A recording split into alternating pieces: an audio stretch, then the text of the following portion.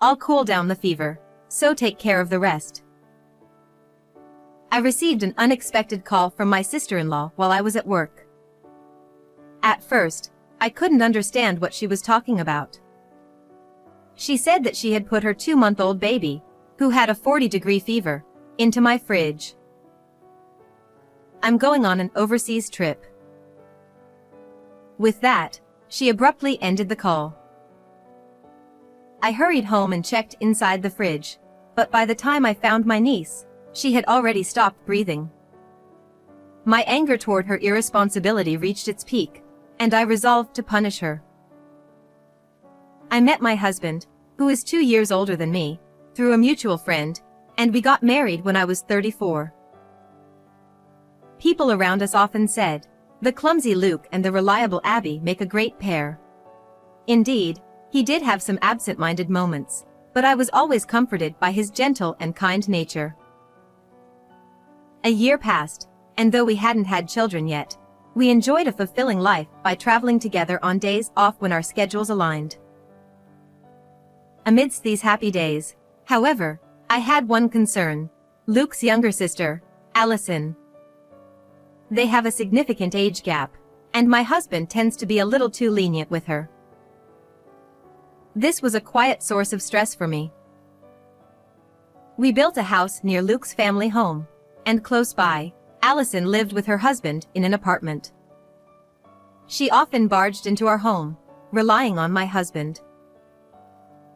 Big brother. She would barge in without even saying excuse me when the door opened, making a beeline for Luke. So, I'm a bit short on money this month. Can you help out? Again. Aren't you managing your household budget properly? I am. But my husband's salary is so low. We spend more than we make. It seemed like Allison didn't have much money for herself, and she would often come to my husband to beg for it. You could get a full-time job or something. Well, my husband wants me to stay home.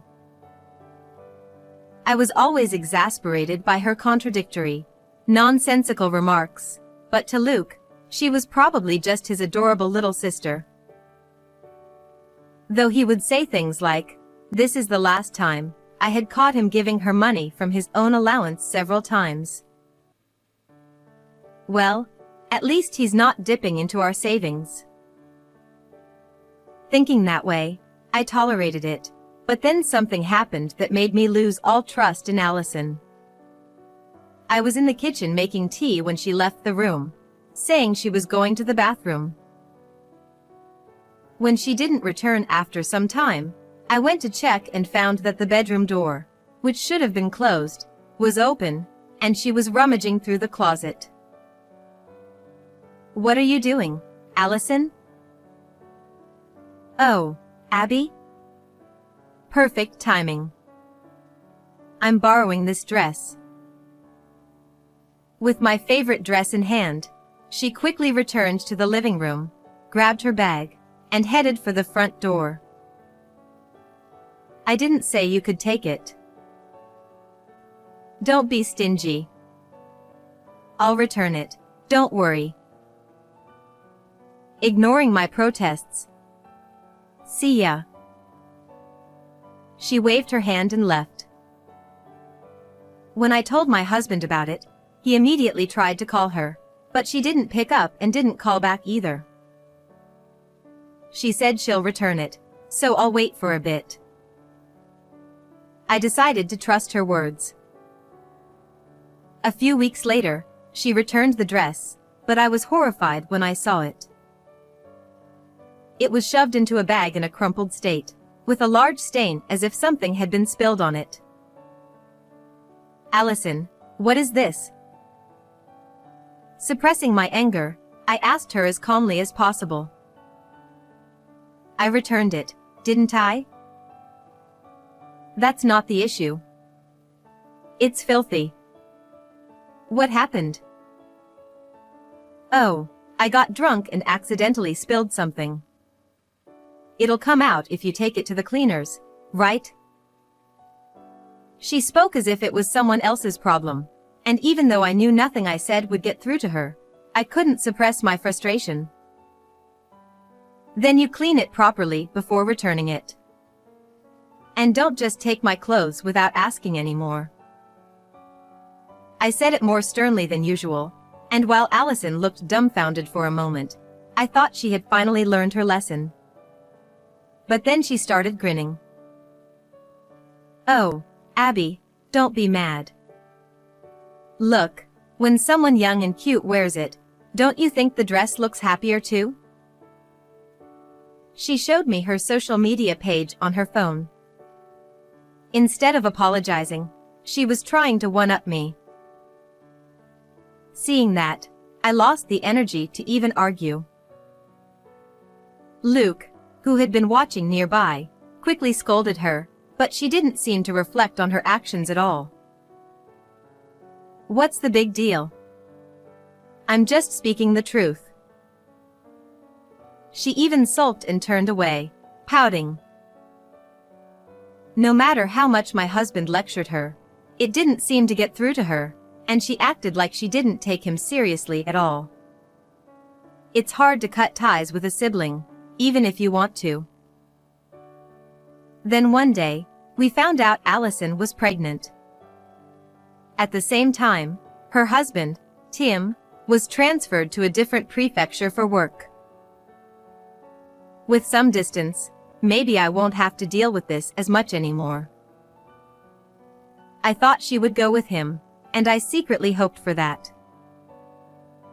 Tim's going on a solo assignment, so I might need your help more often. But Allison decided to stay behind. Apparently, she cried to Tim, saying she was too anxious about being pregnant for the first time, and with no one nearby to rely on. It was tough. She wanted to stay in her current apartment and give birth in a more comfortable environment, near her family and us. That makes sense. So my husband and I decided to help out as much as we could. When her morning sickness was bad, I did her grocery shopping, and Luke would check on her after work. Thanks, I really appreciate it. I knew staying here was the right choice. Seeing Allison express genuine gratitude made me feel like she was changing for the better. But my relief didn't last long. As soon as she entered her second trimester and her health stabilized, she started going out, saying, "I won't be able to go out once the baby's born." She went out day and night, wearing light clothing that looked too cold, and high heels. I'm worried about her health and their finances too. I was secretly concerned, but without any major problems, she quickly reached her due date and gave birth to a healthy baby girl. They named her Maddie. After spending some time at her parents' house, she returned to her apartment and started visiting us frequently. "Big brother, Abby, are you home?" She would shout while holding Maddie, without ringing the doorbell, so I had no choice but to answer. She probably did this on purpose, timing her visits for when we were off or when we'd be home. "Great, I need to go out for a bit, so can you take care of Maddie?" She would drop off a big bag full of diapers and milk and shove my niece into my arms. "You can't just spring this on me. I need a break, or I'll go crazy. Besides, think of it as practice for when you have your own kids." With that, she turned around and left. I couldn't help but feel uneasy seeing her heavy makeup and revealing outfit, even more so than usual. A month passed, and Maddie was now 2 months old. Allison continued leaving Maddie with us frequently, but my husband and I were so charmed by her cuteness that we didn't mind. Then one day, while both my husband and I were at work and I had just started my break, Allison called. "Hey, Abby? I need you to take care of Maddie now." I can't right now. I'm working until this evening. Oh, I see. Well, I'll cool down her fever, so take care of her afterward, okay? I didn't understand what she meant. What do you mean? Apparently, Maddie had a 40-degree fever, but Allison was going on an overseas trip later that day. You can't come home now, right? I have to leave soon, so I'll just put her in the fridge. I couldn't comprehend what she was saying. Are you joking? Just as I raised my voice, the call ended. I tried calling her back immediately, but she didn't pick up. I also contacted Luke and asked him to call Allison. I'll leave work early and head home now, so can you check on her place? Hoping it was all a terrible joke, I rushed home and opened the fridge. There I found Maddie's lifeless body. Wrapped in a towel, my niece lay there before my eyes. I immediately pulled her out of the fridge and held Maddie close, but it seemed her breathing had already stopped. What in the world? I was in complete shock, but I couldn't waste any more time. I frantically called for an ambulance. When we arrived at the hospital, the doctor looked at my niece with a grim expression. We'll do everything we can, but the situation is extremely dire. At that moment, I received a call from my husband, informing me that my sister-in-law wasn't at home. What on earth is she doing? Isn't she supposed to be a mother? Anger surged within me at her irresponsibility. As I thought about my niece, clinging to life in the treatment room, I decided right then and there to make Allison pay for what she'd done. First, I started coordinating with Luke to track down my sister-in-law's whereabouts. A week later, my husband and I found ourselves at Allison's apartment. We watched from the window as she returned home, lugging a large suitcase behind her. What? Huh? The sound of the door unlocking was followed by Allison's confused voice. She must have been surprised to see unfamiliar shoes lined up in the entrance. She stormed toward us, furious. What the hell is this? Why are you in my house without permission? This is outrageous. As soon as she opened the living room door and saw me and Luke, she shouted. Right back at you. You entered my home without permission and put Maddie, who had a high fever, in the fridge. You're disgusting. And how exactly did you even get into our house? When I asked, Allison averted her eyes. The door was open, so I just went in. She muttered. I held up something for her to see. Don't lie. You had a spare key made without our permission, didn't you? What? That's ridiculous. What I showed her was a receipt from a locksmith that had been carelessly left on her table. The confident front she'd put up crumbled the moment she saw it. A while ago, my husband had lost our house key. Luke had assumed he'd simply dropped it somewhere, but it mysteriously reappeared on our entryway shelf the next day. We had found it odd at the time. The date of that receipt matches the day the key went missing. Care to explain?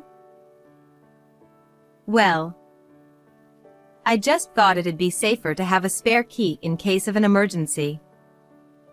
I was going to tell you, but I guess I forgot. Allison stammered, trying to come up with excuses, but we hadn't come here to debate that. Why did you do it? Putting Maddie, with a high fever, in the fridge? What were you thinking? Allison briefly lowered her eyes, then raised them again to meet ours. I couldn't cancel my travel plans, and since she had a fever, my parents refused to take her in. She said this as if it were the most natural thing in the world. So, I had to make a spare key in a hurry. Besides, cooler air lowers body temperature, doesn't it? Allison laughed as she spoke, completely unaware of the severity of her actions. You. Luke, calm down. I quickly stopped my husband, who looked ready to grab her. Allison, meanwhile, watched us nonchalantly, twirling her hair around her finger. How can you be so indifferent? Maddie wasn't breathing when I found her, and she had to be rushed to the hospital by ambulance. You've got to be kidding.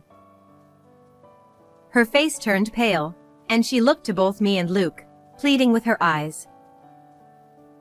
Tell me you're lying, big brother. Luke shook his head and told her it was true. Only then did she seem to grasp the gravity of the situation. She covered her mouth with both hands and began to cry. The room fell into a heavy silence, broken only by Allison's sobs. After a while, she suddenly snapped. What the hell are you going to do about this? What was the point of leaving Maddie with you if things ended up like this? She had the audacity to blame me. I swallowed the urge to shout back and stared at her intently. Where have you been? What were you doing? Your phone was off, and you actually went overseas, didn't you? I asked, doing my best to stay calm, but she refused to answer. Fine. Then I'll tell you. Huh? I pulled out a stack of photos from an envelope I had prepared and spread them out on the table. You went on a romantic getaway with this man, didn't you? Allison stared at the photos in my hand before grabbing them. What is this? She shouted. The photos clearly showed her with another man. I had grown suspicious when her clothes were too flashy the day she left Maddie with us, so I'd followed her. My instincts were spot on. She was caught in an embrace with a man, boldly hugging him on the street before they entered a neon-lit hotel. This is an invasion of privacy. She crumpled the photos in her hand and began to tremble with rage. Calm down. I have more. I pulled out my phone and showed her something. Having fun, were you? It was a series of social media posts Allison had made during her trip. In each photo, she struck a pose, beaming. Though the man's face wasn't visible, he was clearly standing beside her. Tracking my social media? That's creepy. You must have way too much free time. You're the one who showed me your account, remember? She tried to corner me with her accusation, but I was quick to reply. I recalled the time she had taken one of my dresses without asking, saying, "Clothes look better on someone young and cute." That's when I remembered her account name, and it didn't take much to find her posts during the trip. Sure enough, they gave me all the evidence I needed. Who would have thought she'd slip up in such a way? Realizing she was in a tight spot, Allison finally fell silent. But then, as if something had just occurred to her, she lifted her head and smirked. That was my husband I went with. You can't just assume I was on a romantic trip. She looked at me triumphantly. Just then, the door connecting the living room to the next room slammed open. Huh? What's going on? Her confusion was evident. I didn't go on any trip. The man standing in the doorway was Allison's husband, Tim. Why are you here? Weren't you at work? I called him after Maddie was taken to the hospital. He came as soon as he could. You had no right. Her voice, once strong, had weakened significantly. He's the one who let us into the apartment. Unlike you, we don't break into other people's homes. Tim stepped forward, glaring fiercely at Allison. Maddie was in a critical condition that day. You'd been telling me how hard you were working as a mom every day. So, what was this? His fury was clear, and he began to berate her. But then Allison seemed to realize something and cut him off. Wait a second. She interrupted Tim. If she was in danger, does that mean she's still alive? Yes. Maddie pulled through. Thanks to the tireless efforts of the doctors, my niece had survived. By now, she had been discharged and was staying with Tim's parents. I can't stay with someone as despicable as you any longer. Tim thrust divorce papers toward Allison. No. She's fine now, so what's the problem? Everything's the problem.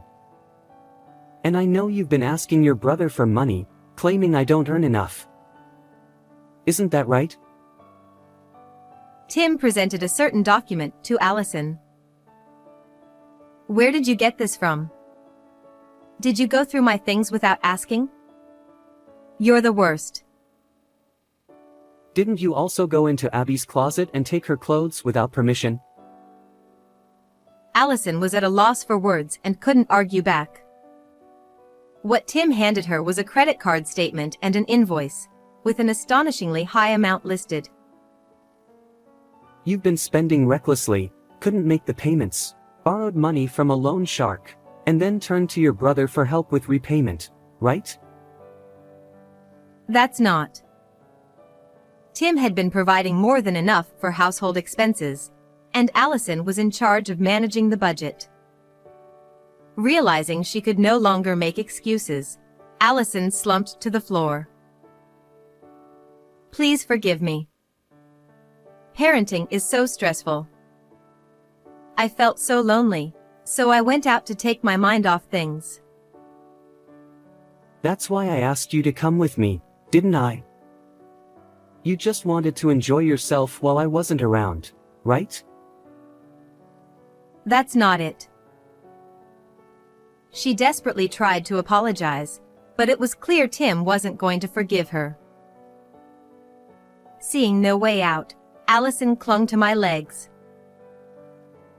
Abby, please say something. You know how much I loved Maddie. Tell him. She cried, pleading for me to intervene. I'm afraid that's not possible. I've already reported everything to the police and child services. Please, don't say that. Help me. Luke, you too. What you did was inexcusable, not just as a parent but as a human being. You need to reflect on that deeply. When I said that firmly, Allison sobbed. Why? And collapsed, crying on the floor. After that, she was questioned by the police and eventually arrested. Tim and Allison's divorce was finalized, and as a result of her actions, she lost custody of Maddie. Tim would be the one raising their daughter from then on. In addition, she was ordered to pay $30,000 in damages for her affair and $300 a month in child support. Both Tim's parents and my husband and I cut all ties with her. After losing everyone she could rely on, Allison now leads a life working manual labor by day and at a hostess club by night, struggling to keep up with payments and barely finding time to rest. But, honestly, what happens to her from here on out is no concern of ours. On the other hand, we received some wonderful news. It turns out I'm pregnant, and our baby is expected to arrive in just a few days. My husband and I are looking forward to protecting and raising our child with love. How did you find this story? Don't forget to subscribe to the channel. I'll see you all in the next video.